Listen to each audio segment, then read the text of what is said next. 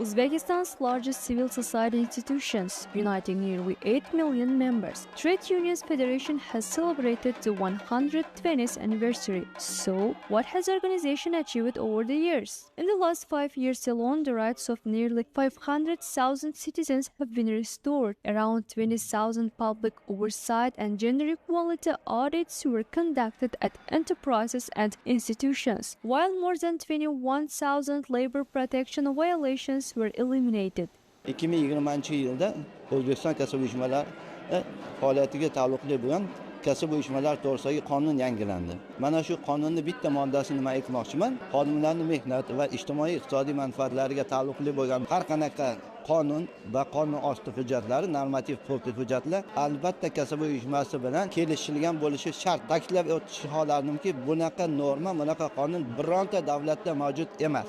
Uzbekistan's trade unions have also strengthened their cooperation with counterpart organizations abroad and international institutions. The event gathered trade union members from across Uzbekistan, as well as the guests from more than 20 foreign countries.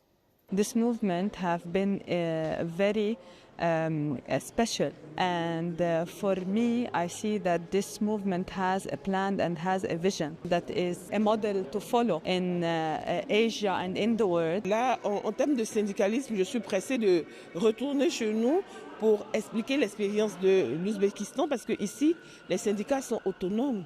Ils sont autonomes financièrement, ils sont autonomes dans leur réalisation. On the occasion of Trade Unions Day and 120th anniversary of the movement, the President of Republic of Uzbekistan sent a congratulatory message to trade union workers and activists. The message was delivered by the press secretary of the President of Uzbekistan, Sherzod Asadov.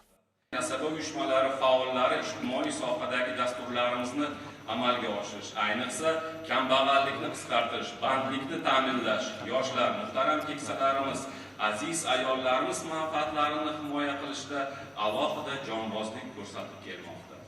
By presidential decree, distinguished professionals of this sector were awarded state orders and medals. Davlatimiz rahbari kasb uyushmalari faoliyatiga alohida baho berdilar va bu o'zida bizga mas'uliyat ham yukladilar.